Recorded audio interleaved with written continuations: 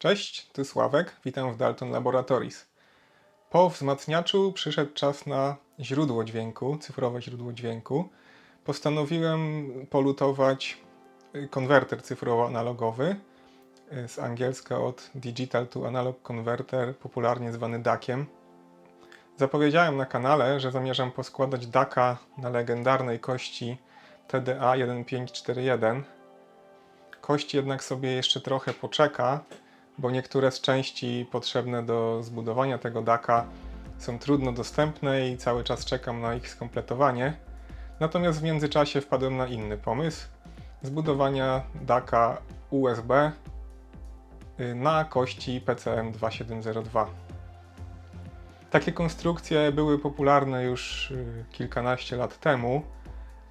Mój pierwszy projekt, jaki lutowałem w życiu, to był właśnie Alien DAC, czyli DAC USB na tej samej kości. Alien DAC służył mi przez wiele lat, natomiast przestał działać, coś tam w nim się spaliło. Stabilizatory napięcia, ale posprawdzałem je, wymieniałem i dalej nie udało mi się go uratować, natomiast może wykorzystam niektóre części z niego. Alien DAC-a zamawiałem jako kit z już wlutowanym układem PCM. Później lutowałem jeszcze Bantam DAC-a, tu można go zobaczyć w formie, w takiej obudowie plastikowej go umieściłem. Bantam DAC-a, płytkę od Bantam DAC-a zamawiałem z jakiegoś forum audio.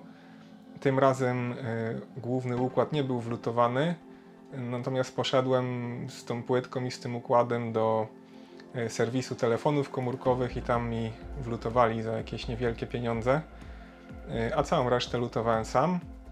Teraz, kilkanaście lat później, przypomniałem sobie, że mam jeszcze kilka płytek do Bantam DAC-a w zapasie i kilka układów i trzeba się rozwijać, dlatego postanowiłem, że muszę się nauczyć wlutowywać te układy samemu.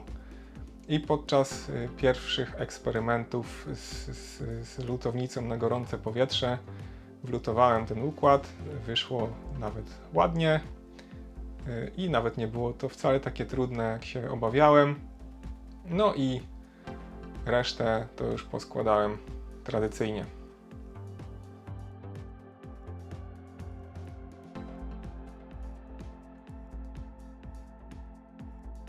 Chip PCM2702 przyjmuje sygnał 16-bitowy o częstotliwości próbkowania 44,1 kHz lub 48 kHz. Na dzisiejsze standardy nie są to porywające parametry, natomiast są wystarczające do obsłużenia plików w jakości płyty CD, a każdą płytę, jaka przybywa do mojej kolekcji, zgrywam i mam też ją w postaci plików.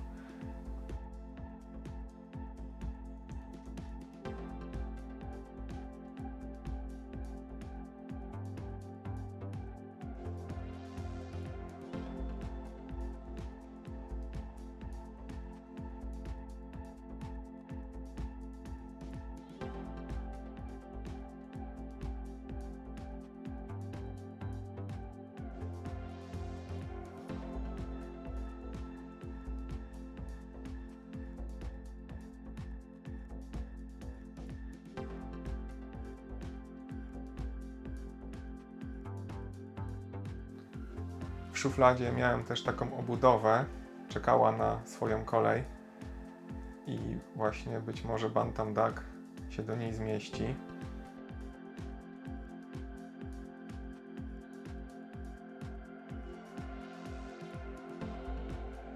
Obudowa jest troszeczkę za ciasna, ale okroiłem płytkę, aby się zmieściła do obudowy.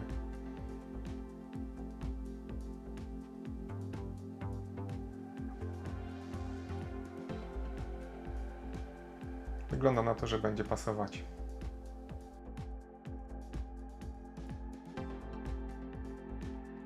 Wywierciłem okrągłe otwory na gniazda, także na gniazdo USB, a następnie pilniczkiem wykończyłem je, aby było kwadratowe.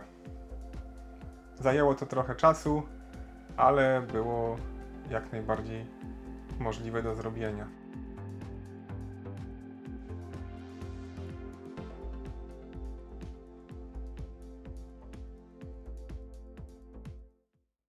Czas na testy.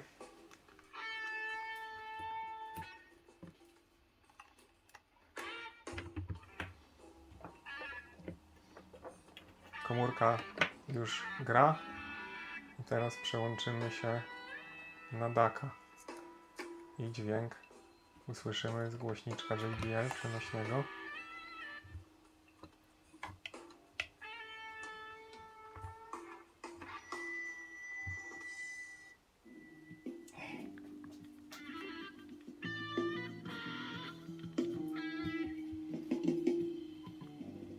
Wszystko w porządku. Najważniejsze pytanie, jak ten DAC gra? Gdy kilkanaście lat temu zacząłem używać Alien DAC-a, to wcześniej moim źródłem był komputerowy odtwarzacz CD, na którym słuchałem płyt, i wówczas był to po prostu przeskok jakościowy.